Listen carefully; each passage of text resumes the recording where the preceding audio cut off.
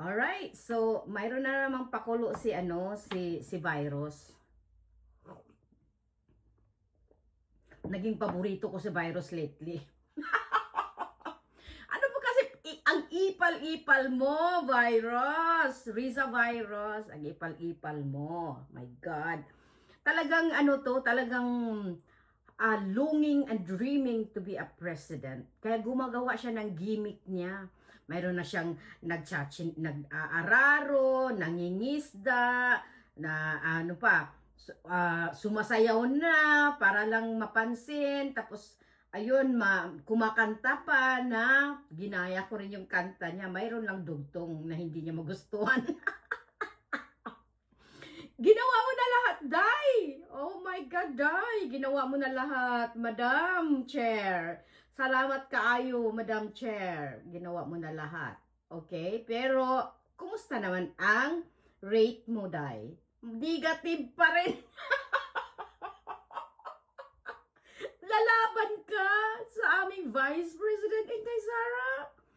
Oh, come on. You see already what's the result for the past few months. Wala, kulilat ka.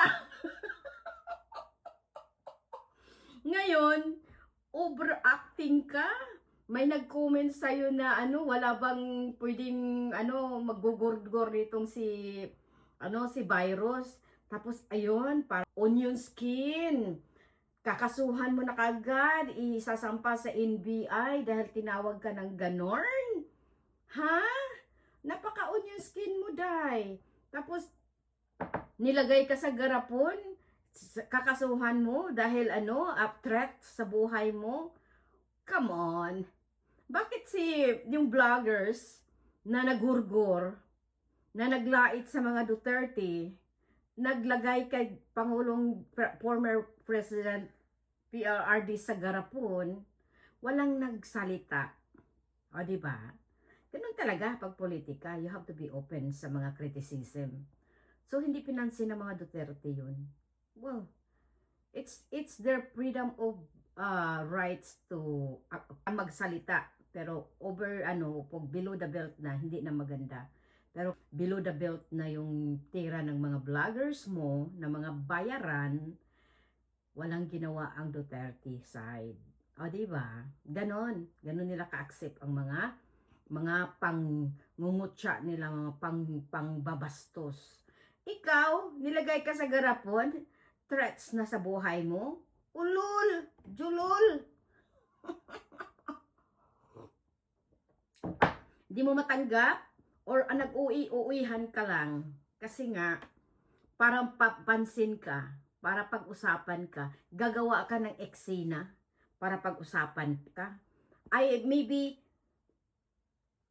naghoping ka na yung tawag nito, yung loob ng mga sambayan ng tao ay mapupunta, masimpatize ka nila na kawawa naman si virus, kawawa naman si Madam Chair, kailangan natin siyang kampihan. Julul! Kumita na yan. Hindi ka na hindi na yan kikita yung mga mga dramatization 101. Kaya virus, kung ako sa'yo, habang maaga pa, huwag ka nang mangarap na tumakbo ng presidente. Kasi sa survey pa lang, virus, Madam Chair, kulilat na kulilat ka. Kaya kumain na tayo ng breakfast. Virus, nagiging paborito tuloy kita. Paborito sa aking vlog. Oh my God. Let's have breakfast. Okay. Mwah.